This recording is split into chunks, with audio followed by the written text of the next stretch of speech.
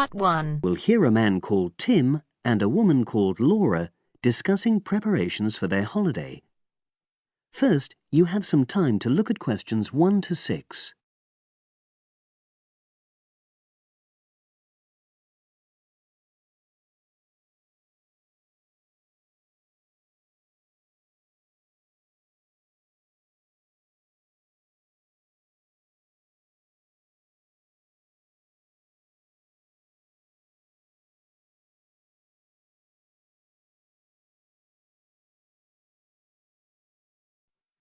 Listen carefully and answer questions 1 to 6. Our plane tickets arrived this morning. It reminded me how much there is to do before we go. Let's write everything down, shall we, so we don't forget anything? Yes. And last time we went away, we almost forgot to collect our currency from the bank. So let's start with that. Good thinking. And wasn't there an appointment you said you'd got to cancel? Yes, the hairdresser. Thanks for reminding me. Can you write that down too? The shop will be closed now, but I'll do it first thing on Monday. OK. Then starting on Tuesday, we've got to take the tablets we got from the pharmacy. We really mustn't forget to do that. We're not protected against malaria till we've been taking them for at least 7 days. No, so that's really important. And what about shopping? There's still a few things we've got to buy the next time we're in town. We need some more sunblock, don't we? We've only got that Factor 10 stuff. It won't be strong enough. I've already bought that. But what we do still need to get is sunglasses. The ones I've got aren't good enough, and I don't think yours are either. OK, I've noted that down. And I think I'm going to get another bag too, just a small one. We always seem to come back with more things than we take. Should we get an extra lock for our suitcase as well, just in case the one we've got breaks? They don't seem to last long. Yes, they are a bit flimsy. OK, right. Oh yes, and we need an adapter for our electrical things, your hairdryer and my shaver. The plugs on them are bound to be the wrong type. We could get one at the airport. They always have them there. Well, I'd rather get it beforehand, so I'm writing it down. And then I think that's it, isn't it? I think so, as far as shopping's concerned. But we also need to order a taxi to take us to the airport. We should do that well in advance. My sister left it too late and she had to take the train with that huge suitcase of hers. I know, she really struggled with it. Before you hear the rest of the conversation, you have some time to look at questions 7 to 10.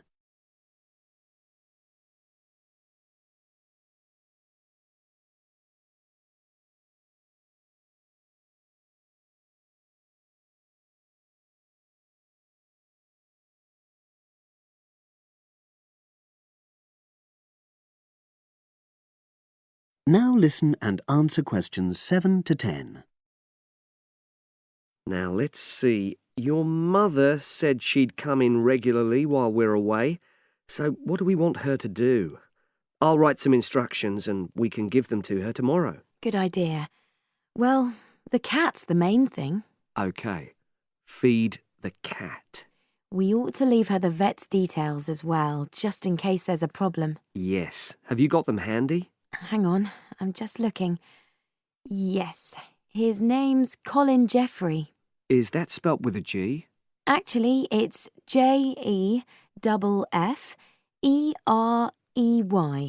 Quite an unusual spelling, isn't it? And his number?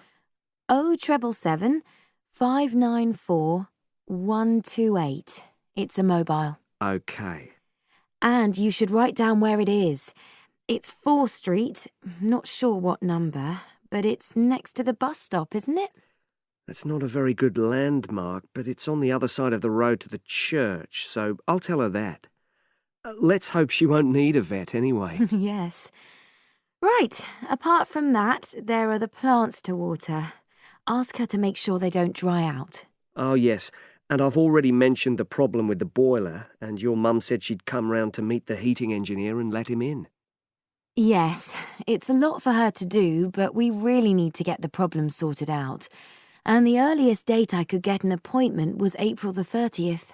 Isn't it the day after we go? Yes, we leave on the 29th, and she'll have to hang around till the job's finished. Oh, well, she won't mind, I'm sure. She likes helping people out. Yes, she does. OK. That's it then, I think. Unless you can think of anything else. Not at the moment. Leave the list there and I'll add to it.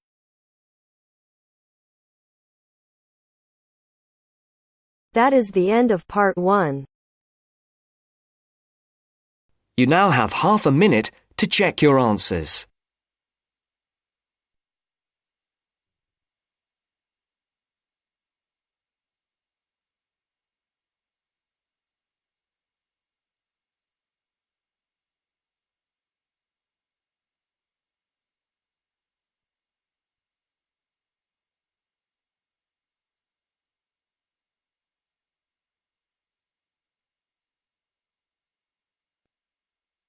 Now turns to part 2. Part 2. First, you have some time to look at questions 11 to 15.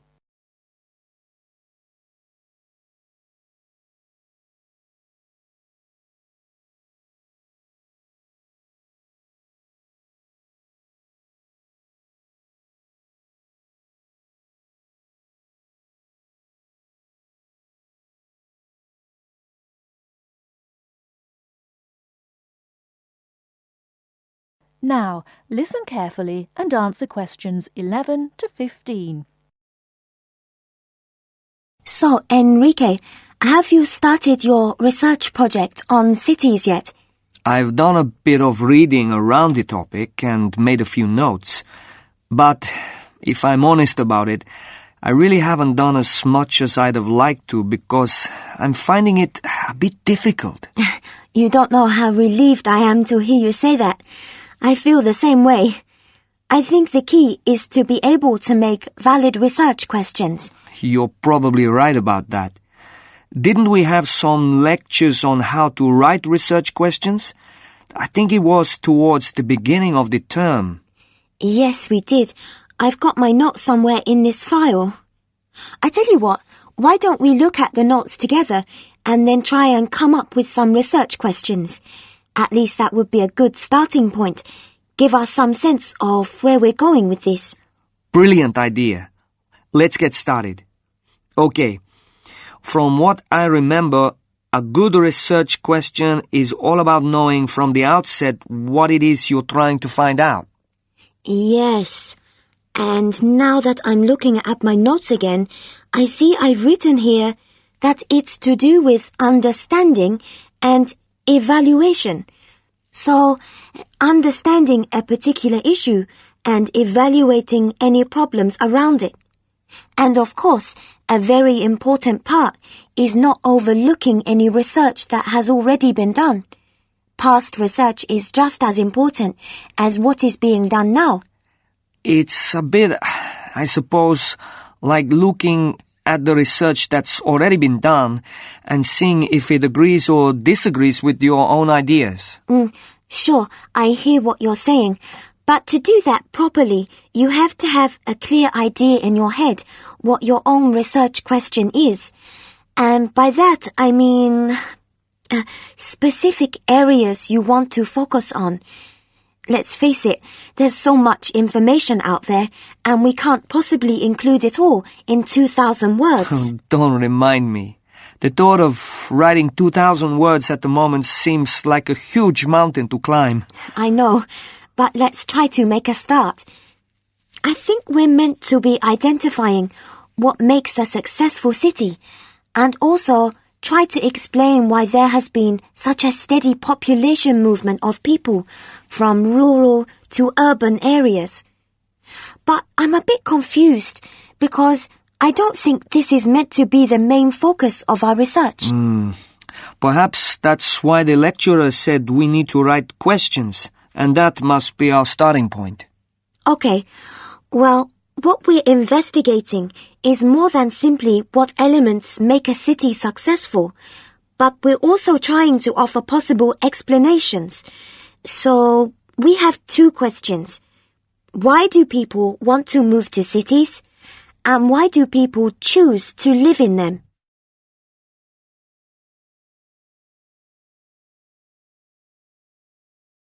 Before you hear the rest of the talk, you have some time to look at questions 16 to 20.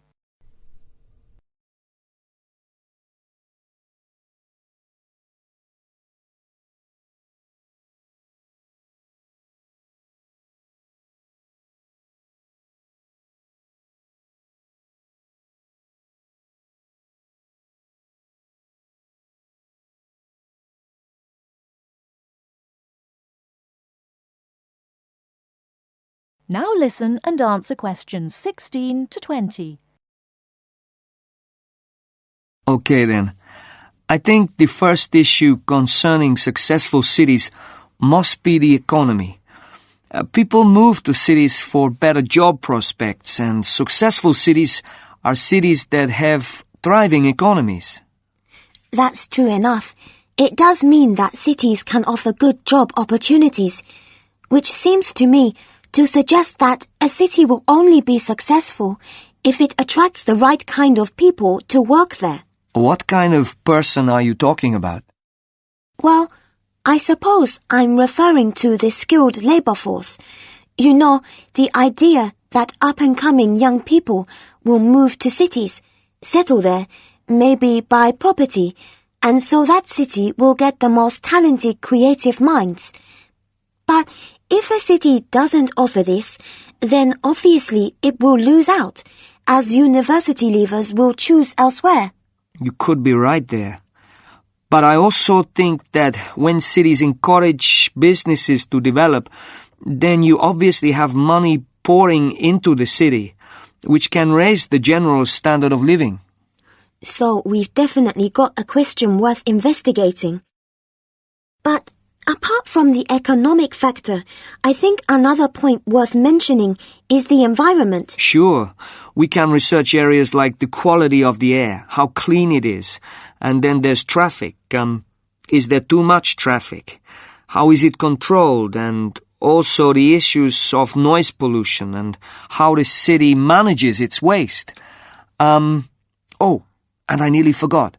The environment includes green spaces like parks. Those are all valid points, but I think you've overlooked the whole issue of beauty. Beauty? Are you sure? What's beauty got to do with the environment? Well, don't you think if you were deciding whether or not you would live in a city, your first impressions would be made with your eyes? So, the buildings in a city are really important. If the entire city looks like a concrete jungle, then it's unlikely to make people want to live there, is it? I think successful cities are those which have managed to strike a balance between old buildings and new ones. So, of course, you'd have some buildings reflecting more modern architecture, but others that haven't lost their character and still represent the past. You're right, actually. I've often thought that buildings tell a story. I mean, you can tell the history of a place by looking at the buildings. I know exactly what you mean. And let's not forget that the environment includes cultural aspects. So, for example, what's the cultural life like? For me, a successful city will be attractive because it will have lots to offer, like a good nightlife and a wide variety of places to visit in the day, like museums and galleries, places like that. True, true. My own view is that some cities have an energy about them. They're exciting to be in. And other cities are the opposite. Well, we've covered so much ground here. But I think there's one final aspect we should research. What's that then? The social aspect. Because, let's face it, cities are made up of people. They are. And surely a successful city would be one where there is a sense of community, a place where people would feel safe and want to raise families in. This topic is limitless. That is the end of part 2. You now have half a minute to check your answers.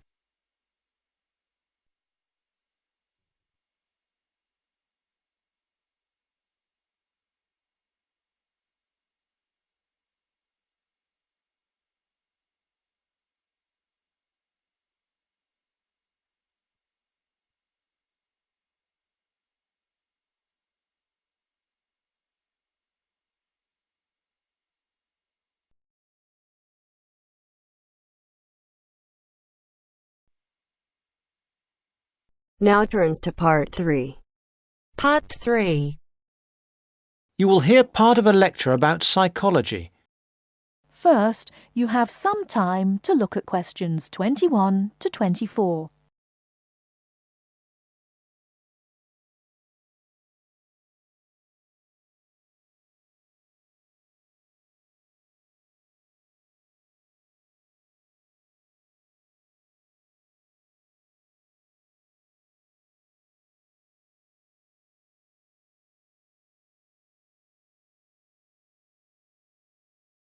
Now, listen carefully and answer questions 21 to 24. In this lecture, I want to introduce you to the life and work of a famous psychologist who had a big influence on the field of social psychology. Social psychology deals with group behaviour and the individual as a member of a group, and Solomon Asch made a most important contribution. Solomon Asch worked mostly in the USA, but he was born in 1907 in Poland, and he came to the US when he was 13. He went to an ordinary high school, and as he had an interest in human behaviour, he decided to study psychology.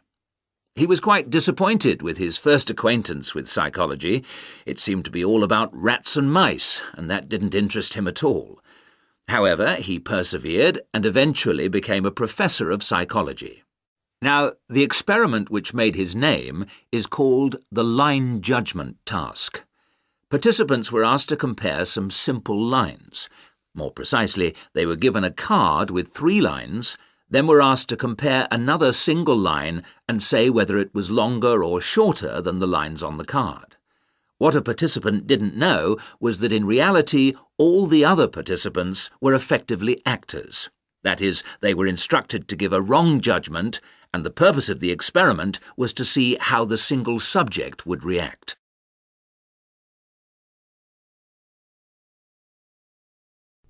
Before you hear the rest of the talk, you have some time to look at questions 25 to 30.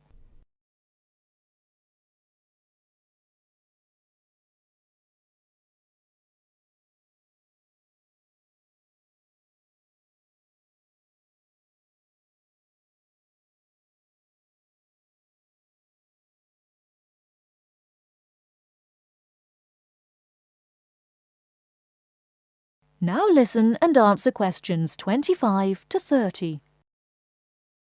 Listen to the second part of the talk. The subject would hear the others saying things about the length of the line which were clearly false.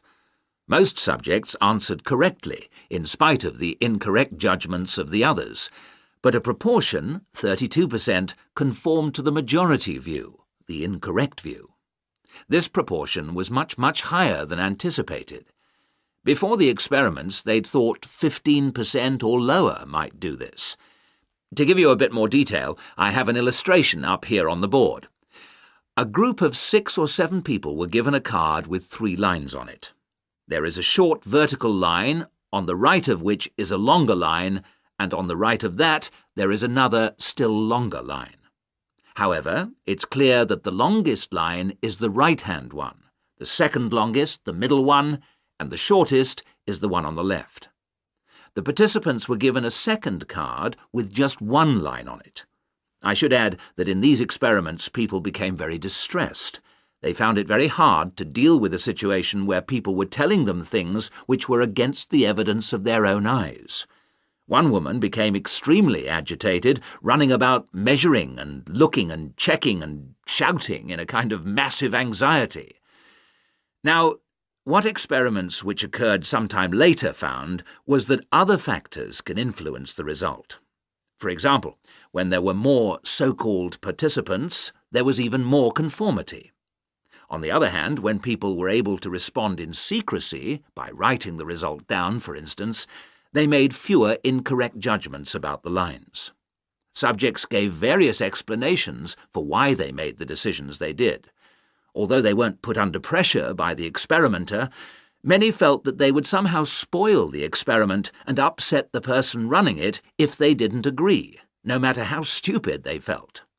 More simply, in other cases, they said they just wanted to not show themselves in a bad light. Whatever the reason, Ash's experiment has had a long history, and although incredibly... That is the end of part 3. You now have half a minute to check your answers.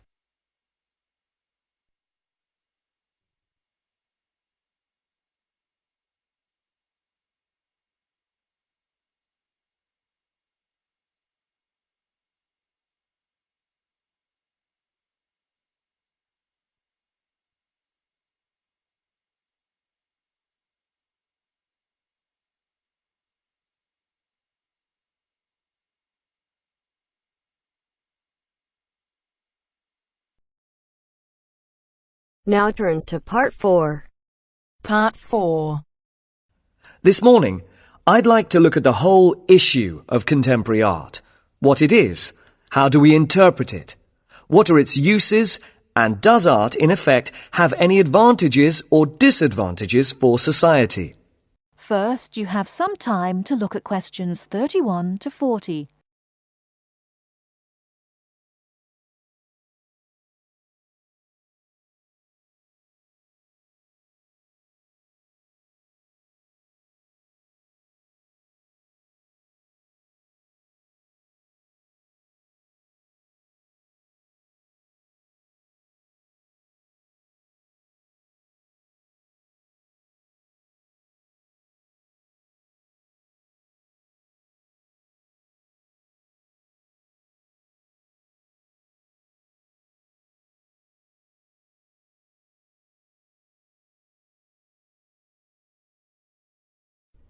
Now listen carefully and answer questions 31 to 40.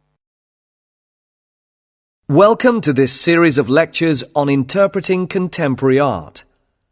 This morning, I'd like to look at the whole issue of contemporary art. What it is, how do we interpret it, what are its uses, and does art, in effect, have any advantages or disadvantages for society?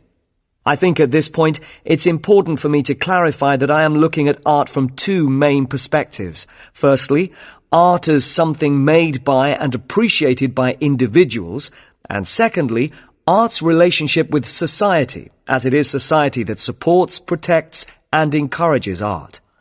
And I'm hoping that this lecture will act as a springboard for you to revisit your own artistic experiences and question your own ideas of what contemporary art means.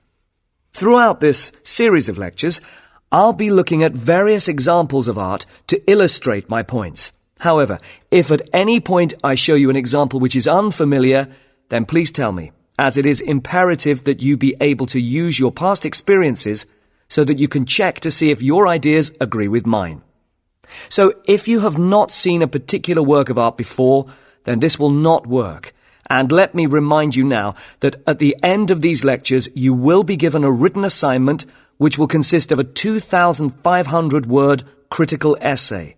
This is not an art review, but an analysis of what you think this kind of art means.